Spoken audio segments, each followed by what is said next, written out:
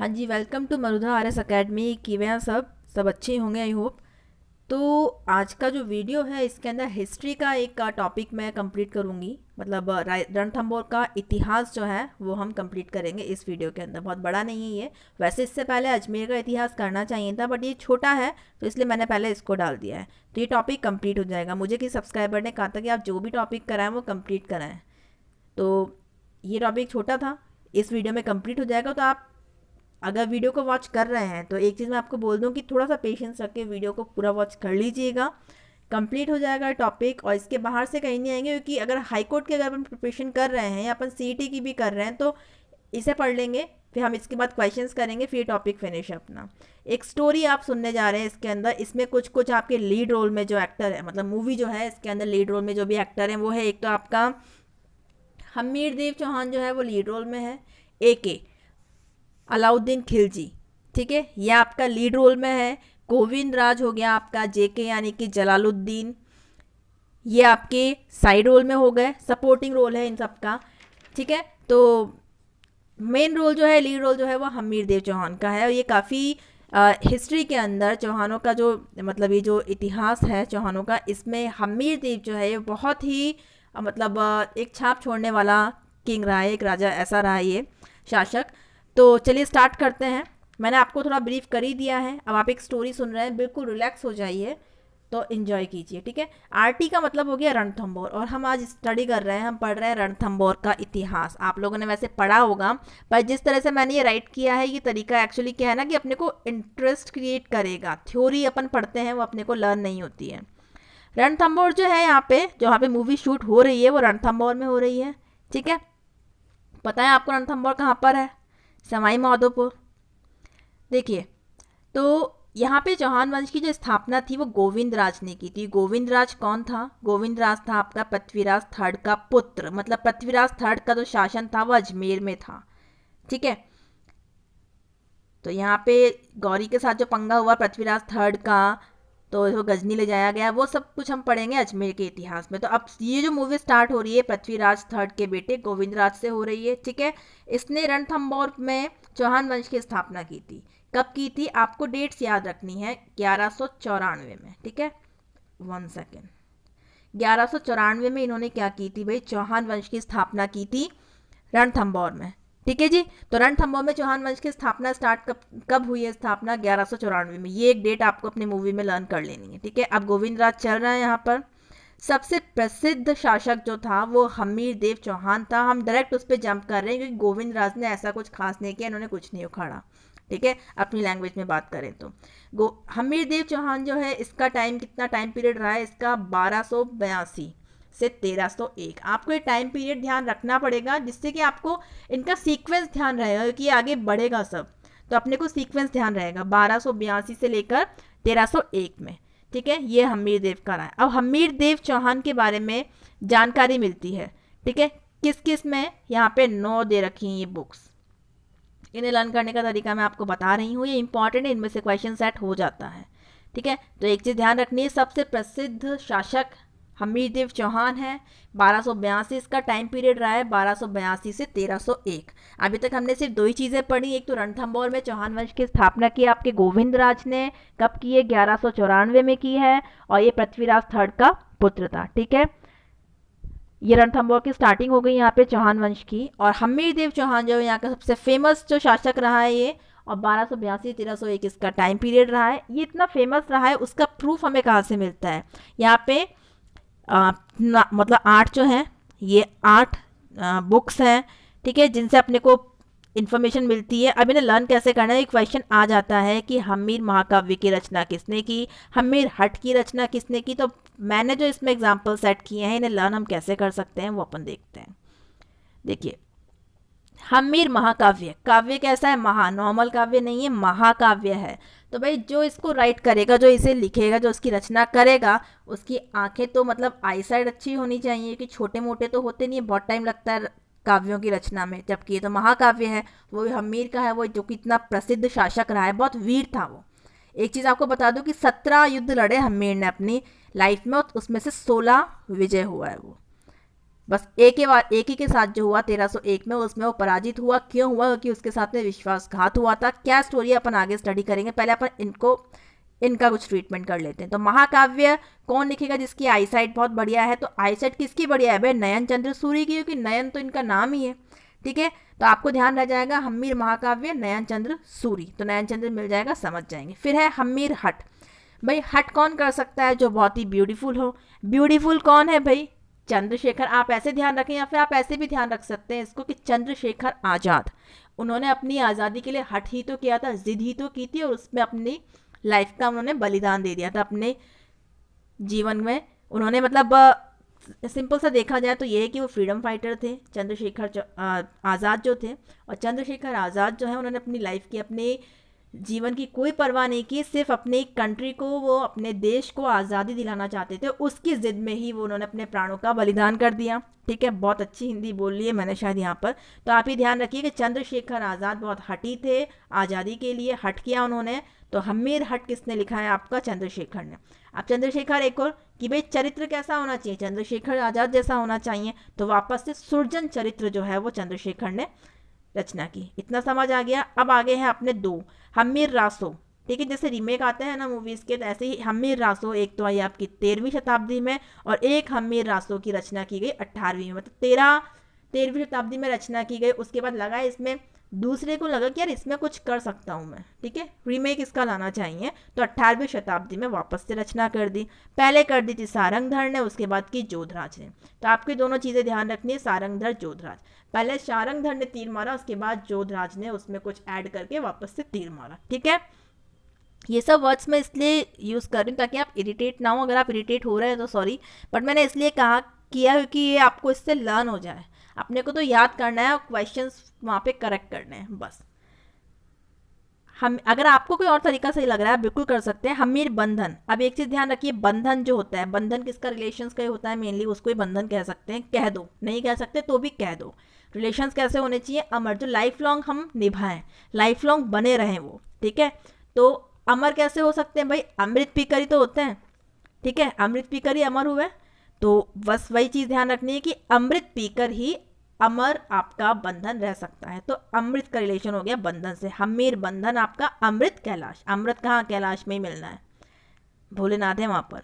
हमीर देव चौपाई। अब एक चीज़ ध्यान रखिए, चौपाई में आप एक चीज़ ध्यान रखो, चौपाई से वेद व्यास। ठीक है, तो यहाँ पे कवि भाड़ू व्यास है। भाड़ू, फाड़ू से ध्यान रख लो इनको, फाड़ू व्यास मतलब बहुत आउटस्टैंडिंग। ठीक है, बहुत आउटस्टैंडिंग परफॉर्मेंस थी फाड़ो व्यास की। ऐसे किसी का नाम नहीं करना चाहिए, बट हमें सिर्फ लर्न करना है, किसी को हम इंसल्ट नहीं कर रहे हैं। आप गुस्सा मत होइएगा भाड़ू जी। भाड़ो व्यास। ठीक है, चौपाई कौन सी? हमीर देव चौपाई। और एक लास्ट है आपका हमीर मद मर्दन। तो देखिए ध्यान रखना है, मद मर्दन में से आपको मर्द को पिक कर लेना है। और मर्द कौन है भैया? जय सिंह सूर्य। सिर्फ कौन है? जय सिंह सूरी। एक अपन ने ऊपर पढ़ा नयन चंद्र। अब मेरे को जहाँ तक लगता है कि आपको ये लर्न हो गए होंगे, एक बार फिर से हम कर लेते हैं। अब मैं ट्रिक्स नहीं बता रही हूँ, आप वीडियो को रिमाइंड करके देख लीजिएगा अगर ट्रिक सही लग रही है आपको। हमीर महाकाव्य नयन चंद्र सूरी हैं। हट है चंद्रशेखर जैसे, चरित्र भी सुरजन चरित्र, चरित्र होना चाहिए चंद्रशेखर जैसा। हमीर रासो 2 बार आई, एक बार 13वीं शताब्दी में, एक बार 15वीं में। 13वीं में थे सारंगधर और 15वीं में थे आपके जोधराज। फिर आपका हमीर बर्धन, हमीर बंधन। बंधन कैसा होना चाहिए? अमर, अमृत कैलाश। हमीर देव चौपाई। चौपाई मतलब वेद व्यास, तो यहाँ पे व्यास है पर फाड़ो व्यास है तो भाड़ो व्यास। ठीक है, और हमीर मद मर्दन। मर्द कैसा होना चाहिए? जय सिंह सूरी जैसा। यहाँ पे तो अपन ने पढ़ लिया जिनमें से अपने को इन्फॉर्मेशन मिलती है कि जो अपने हमीर देव चौहान थे वो बहुत ही प्रसिद्ध और ये बहुत ही वीर शासक थे, इन सब रचनाओं से मिलती है। अब एक चीज़ ध्यान रखना है कि भाई 1282 से 1301 तक तो यहाँ पे अपने राजस्थान में रणथंभौर के अंदर राज चल रहा था हमीर देव चौहान का। उधर वहीं पर जो मुगल थे, दिल्ली के जो शासक था वो कौन था? जलालुद्दीन खिलजी था। समकालीन था वो हमीर देव की। यहाँ पे 1282 है, वहाँ 1290 से 96 तक का। ठीक है, इन्होंने हमीर पे जो जलालुद्दीन थे, आपको एक चीज़ याद दिलाती हूँ मैं, थोड़ा सा इंटरेस्ट भी आ जाएगा। जलालुद्दीन जो है हमीर पे 2 बार आक्रमण किया, 1291 में और 1292 में। ठीक है, पर जीत नहीं पाया बिकॉज हमीर तो आउटस्टैंडिंग परफॉर्मेंस वाले थे, बहुत वीर, डरते भी नहीं थे और मतलब बहुत कुशल शासक थे वो। ठीक है, तो हरा दिया जलालुद्दीन को ऐसे ही जाना पड़ा। तो भाई जलालुद्दीन अपनी जो इंसल्ट हुई, इतनी बड़ी बेइज्जती हुई, सेना के सामने भी हुई, तो उसे कवर अप तो करना था। तो उसने क्या डायलॉग मार दिया, उसने डायलॉग मार दिया कि ऐसे 9-10 किलो को मुसलमान के बाल के एक बाल के बराबर भी मैं नहीं समझता। आप समझे ना समझे वो तो अपने को भी पता है, बट इन्होंने इस तरह से अपनी बेइज्जती को ढका। ठीक है, तो ये आपको डायलॉग ध्यान रखना है, ये जेके का था। जेके का टाइम है 1290 से 96 तक। ठीक है, 2 बार आक्रमण किया है इसने हमीर पे, 91 में 92 में, दोनों बार ही बेइज्जती हो गई। आगे चलते हैं। आप लोगों ने पद्मावत या पद्मावती जो मूवी है वो देखी होगी, उसके अंदर आपके जेके और एके, अलाउद्दीन खिलजी और जलालुद्दीन खिलजी, इन दोनों का आपको पता है रोल। एक तो एके का तो किया था रणवीर सिंह ने, वो अच्छा किया। और राजा मुरीद ने जलालुद्दीन का किया था। उसमें ये बताया था कि एके ने ही जेके की हत्या कर दी थी, मर्डर कर दिया था। ठीक है, उसी की बेटी से शादी भी की थी। आगे है ये सब चीज़ें, चलिए देखते हैं। जेके की हत्या किसने की? भतीजे ने। भतीजा और दामाद दोनों ही कौन था? ट्विन वन एके था, अलाउद्दीन खिलजी। ठीक है, अब मैं अलाउद्दीन खिलजी नहीं बोलूंगी, अब मैं एके बोलूंगी।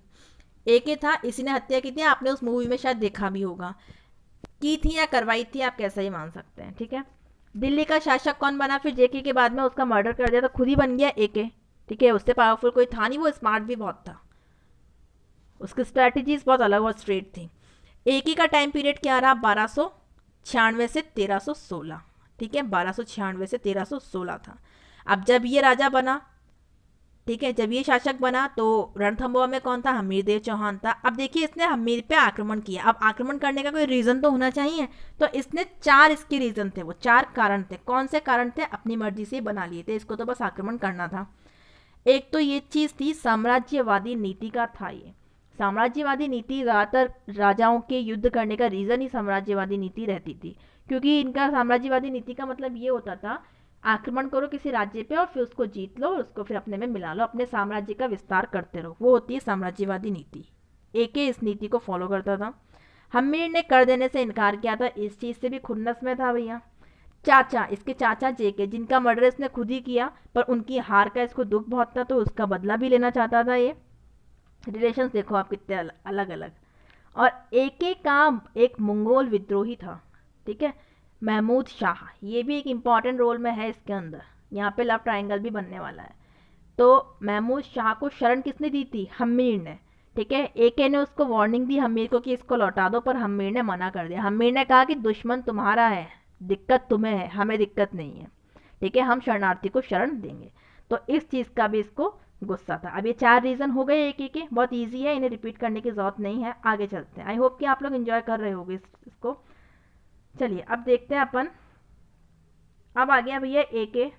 एके ने क्या किया? 1299 में एके ने सेनापति को भेजा अपने 2 को रणथंभौर। किस किस को? एक तो नुसरत खां और उलूग खां। ठीक है, तो हमीर ने भी भेजे अपने 2 सेनापति। कौन कौन? भीम सिंह और धर्म सिंह। तो इन लोगों में फाइटिंग हुई, लड़ाई हुई, तो इनमें एक एक जो थे वो लड़ते हुए मारे गए। ठीक है, दुर्ग कौन सा था? वो झाइन दुर्ग। ठीक है, उसे चाइन भी कहते हैं, उसे छान भी कहते हैं, रणथंभौर की कुंजी उसे कहते हैं। मतलब ये था कि अगर रणथंभौर तक पहुंचना है तो पहले झाइन दुर्ग जो है उसका निपटारा करना पड़ेगा। तो ये तो बहुत स्मार्ट था एके, इसने वहां पे भेजा। ठीक है, तो यहाँ पे एक एक मारे गए, नुसरत खां, भीम सिंह मारे गए। ठीक है, इस चीज़ का जिम्मेदार हमीर ने धर्म सिंह को ठहराया था। ठीक है, उसे मृत्युदंड दिया था। यहाँ पे ये स्टोरी इतनी फिनिश हो गई। आपको एक ध्यान रखना है कि रणथंभौर की कुंजी कौन सा है? झाइन दुर्ग, जो कि सवाई माधोपुर। ठीक है, कौन कौन से सेनापति थे? उसके थे खां, नुसरत और उलूग, और उसके थे सिंह, भीम और धर्म। ठीक है, अब 1301 में क्या किया भैया एके ने? एके ही जीत तो पाया नहीं, उसने कहा खुद को ही मैदान में आना पड़ेगा। वो खुद ही आ गया 1301 में। 1301 में उसने खुद ने आक्रमण कर दिया। ठीक है, काफ़ी दिन तक बाहर डेरा डाल के बैठे रहे, पर वो उस दुर्ग में प्रवेश नहीं कर पाए। ठीक है, क्योंकि दुर्ग जो था इसकी बाउंड्रीज थी। तो इसको देख के अबुल फजल जो है उसने कहा कि और दुर्ग तो नंगे हैं, पर ये बख्तर बंद है, पैक्ड है। इस वजह से एके जो था वो इसके अंदर घुस नहीं पाया। ठीक है, काफ़ी दिन तक वहीं बैठे रहा। अब जब उसको घेर के बैठे रहेंगे, सेना बहुत थी इसके पास में, अपडेटेड थी। ठीक है, तो बहुत दिन तक बैठे रहे दुर्ग को घेर कर, तो भाई अंदर नॉर्मल सी बात है कि खाने पीने की और संसाधनों की कमी तो आएगी। जब वहाँ से कोई व्यक्ति बाहर जा नहीं सकता, बाहर से कोई सामान अंदर आ नहीं रहा है, तो जो स्टॉक था उनका, जो सब चीज़ें थी वो ख़त्म होने लगी खाने पीने की। तो भाई यहाँ पे तो दिक्कत आने लगी। बट एक ही जो था वो भी थक गया कि यार बहुत दिन हो गए, अब क्या करा जाए। तो उसने क्या किया, उसने, उसकी ये हमेशा की रीति रही है, हमेशा की नीति कि फूट डालो, ठीक है। और ऐसा काम ये करता था। इसने क्या फूट नहीं डाली, इसने एक्चुअली क्या प्रलोभन दिया, लालच दिया। किसको दिया? रणमल को और रतिपाल को, जो कि कौन थे? हमीर के सेनापति। हमीर के दो सेनापति थे भाई, रणमल, रतिपाल। इन दोनों को इसने लालच दिया। इसने क्या बोला, भैया मैं तुम लोगों को ये दुर्ग जीतने के बाद, हमीर को हराने के बाद तुम्हें ये सौंप दूंगा, तुम यहाँ पे शासन करना। दोनों को ऐसा उसने लालच दिया, ठीक है। बहुत अच्छे से बटरिंग की, बहुत लालच दे के अपनी साइड कर लिया, बिल्कुल विश्वास दिला दिया कि मैं ऐसा ही करूँगा, ठीक है। तो ये सेनापति जो थे, इन्होंने क्या कर दिया भैया, इन्होंने विश्वासघात किया हमीर के साथ में। और क्या किया, इन्होंने गुप्त मार्ग बता दिया कि भैया यहाँ से तुम इस पर अटैक करोगे तो ये दीवार टूटेगी। या फिर गुप्त मार्ग जो था वो बता दिया कि भाई यहाँ से तुम अंदर घुस जाओगे। अब ये कर दिया। हमीर, वैसे तो ये हमीर को जीत नहीं, मतलब हमीर को हरा नहीं पाता, पर यहाँ से हमीर को हराने का मौका मिला। हमीर के साथ विश्वासघात हुआ और यहाँ पे एके ने कर दिया अटैक, गुप्त मार्ग बता दिया, वहाँ से अटैक कर दिया, ठीक है। हमीर तो लड़ता हुआ मारा गया। इसकी रानी जो थी वो थी रंग देवी और पुत्री थी पद्मा। ये तो केसरिया हो गया, जो युद्ध में लड़ते हुए राजा मारा जाता है वो केसरिया होता है। और रानी, मतलब जो महिलाएं होती हैं, जो रानी होती है, वो अगर जल में डूबती है वो जल जौहर होता है, ठीक है, आग में, तो ये जौहर होते हैं। तो देवल दे और पुत्री देवल दे पद्मा, दोनों ही नाम थे उसके, और रंग देवी इसकी रानी थी। दोनों ने क्या किया, जल जौहर किया। राजस्थान का प्रथम जल जौहर था ये साका बना। कैसे बना? केसरिया प्लस जौहर जब होता है तो वो साका होता है, ठीक है। यहाँ इनकी तो स्टोरी ये हो गई। अब क्या हुआ, एके ने जब जीत गया ना एके, तो उसने क्या किया, रणमल और रतिपाल दोनों को, जब इन्होंने बोला कि भैया हमने इतना तो कर दिया, चलो हमें राज्य दे दो, तो उसने बोला कि तुम लोग जब अपने, तुम्हारा राजा तो था जिसने तुम्हारा पालन किया, तुम्हें हर चीज़, हर सुख सुविधा उसने दी, ठीक है, तुम उसके साथ इतने समय तक रहे, उसने तुम्हारी रक्षा भी की, तुम्हें मतलब सारे संसाधन तुम्हें उसने दिए, अपने राज्य में रखा, तुम उसके सगे नहीं हुए तो तुम मेरे सगे कैसे होगे? तुमने उसको धोखा दिया तो तुम आगे मुझे भी धोखा दोगे, ठीक है। तो उसने तो इनकी हत्या कर दी, इनको अपने किए का मिल गया। अब एके ने क्या हुआ भैया, महमूद शाह भी तो वहीं पर ही था, हमीर के उसमें। तो एक ही, जब ये सब कुछ खत्म हुआ, एक ही बैठा था और देखा इसने कि महमूद शाह इसको दिखा घायल अवस्था में, लंगड़ाता हुआ चल रहा था, भाई लग लगा गई थी ना। तो भैया उसने महमूद शाह को पकड़ लिया। अब इसने हाथी के पांव से कुचल दिया। बट आप लोगों को ये नहीं पता लगा कि महमूद शाह, मैंने आपको बताया था लव ट्रायंगल बनेगा, कुछ स्टोरी थी। क्या स्टोरी थी मैं बताती हूँ आपको। इसमें क्या, एक ही जो था इसकी वाइफ थी, जो कि जलालुद्दीन की बेटी थी, वो एक की पत्नी थी। बट महमूद शाह जो था वो एक के दरबार में ही था, ठीक है। बट एक दिन एक को पता लगा कि भैया कुछ, दोनों को इसने बात करते हुए सुना, खुतर पुतर सर्दी के दिन थे, आवाज़ बिल्कुल क्लियर आ रही थी। तो ये चालाक था, इसने जाके सुना, पर जाके उनको डिस्टर्ब नहीं किया इसने सारी चीज़ें पता की। तो इसको पता लगा भैया पत्नी तो मेरी है, पर प्यार किससे करती है? महमूद शाह से। बन गया लव ट्रायंगल, ठीक है। एक दिन इसने अपनी पत्नी से कहा कि भाई जाकर क्या कर, इसको महमूद शाह को जहर दे दे, मेरी एक बात मानो, इसको जहर दे दे। अब उसकी पत्नी को ये तो नहीं पता था कि इसको पता लग गया है सब कुछ, पर उसने क्या किया, जहर तो नहीं दिया और जाके महमूद शाह से कह दिया कि तू यहाँ से भाग जा और तू चला जा वहाँ पर, वरना ये तुझे मार डालेगा। अब महमूद शाह भी, भाई वो प्यार का मामला था, बोला नहीं मैं तो नहीं जाऊँगा छोड़ के, पर उसने जैसे तैसे इसको मनाया और भेज दिया। तब जाके ये हमीर की शरण में आया था, क्योंकि वहाँ पे सेफ था। अब भाई एक ही को ही दिख गया। एके ने इससे पूछा कि बता तू यार, तू अपने जीवन अगर चाहता है तो बता मेरी पत्नी को छोड़ देगा? तो इसने बोला भैया प्यार सच्चा था। इसने बोला तो कुछ भी कर मेरे साथ अलाउद्दीन खिलजी, एके तो मेरे साथ कुछ भी कर, पर मैं उसे नहीं छोड़ सकता, क्योंकि मेरा प्यार तो क्या है भाई, सच्चा है। बस एके को आ गया गुस्सा, हाथी के पाँव से उसने उसको कुचल दिया, उसकी भी लाइफ का भी एंड कर दिया, इन लोगों की लव स्टोरी का भी उसने एंड कर दिया। आगे अमीर खुसरो जो था उसने क्या कहा है, देखिए। अमीर खुसरो ने, मैं इसमें मार्क नहीं कर रही हूँ बिकॉज दिखेगा नहीं, अमीर खुसरो ने सारा कुछ देखा। उसने बोला आज कुफ्र का गढ़ इस्लाम का गढ़ हो गया। कुफ्र मतलब धर्म विरोधी, ठीक है, धर्म विरोधी वो चौहान शासक को बोल रहा था। तो उसने क्या बोला कि चौहानों का जो ये था किला, ठीक है, गढ़ जो था वह इस्लाम का राज हो गया था उसमें, तो उसके लिए उसने ये सब बोला। और फिर उसने ये भी बोला कि सोने के 2 दानों के बदले चावल का 1 दाना भी नसीब नहीं हो रहा था। अंदर की सिचुएशन ऐसी थी क्योंकि बाहर से घेर रखा था, तो अंदर 2 दाने अगर सोने के दोगे तब भी चावल का 1 दाना प्रजा को नहीं मिल पा रहा था। इतनी बुरी कंडीशन वहां पर हो रही थी। अगर वो युद्ध में नहीं हारते तो भूख से मरते फिर अंदर सब। आगे देखते हैं, होपफुली आपको ये समझ आ रही होगी स्टोरी। अब आगे देखिए, अब हम्मीर के बारे में थोड़ी चीज़ें, क्योंकि हम्मीर पे फोकस्ड है ये रणथंभौर का इतिहास जो है। हम्मीर के पिता का नाम जैत्र सिंह, पिता का नाम जैत्र सिंह, माता का नाम हीरा देवी, पत्नी रंग देवी, अपने प्रदाता पुत्री पद्मा देवल देव। घोड़ा कौन था? घनसा। और गुरु राघव देव, गुरु का नाम राघव देव। ठीक है, राज्य सम्मान जो इसको मिला था विजयादित्य का मिला था, विजयादित्य, क्योंकि ये जीता बहुत था। ये विजयादित्य है, विजयादित्य नहीं विजयादित्य है। या विजयादित्य भी आप बोलो कि ऐसी थोड़ी सी स्पेलिंग्स का डिफरेंस रहता है, पेपर में मिल सकता है आपको। विजयादित्य से सम्मानित कौन था? हम्मीर देव था।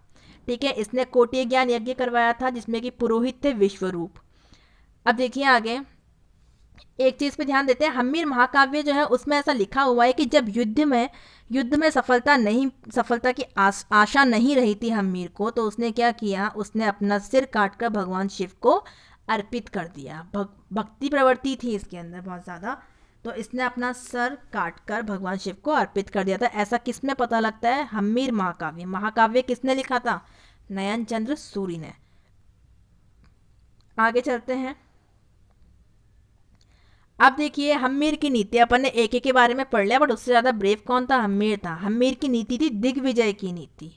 ठीक है, इसके तहत इसने मांडलगढ़ से कर वसूला था और अर्जुन देव को पराजित किया था, और मेवाड़ के समर सिंह को भी पराजित किया था। हालांकि इसमें से क्वेश्चन नहीं आएंगे ये वाली बातों के, बट ध्यान रहना चाहिए।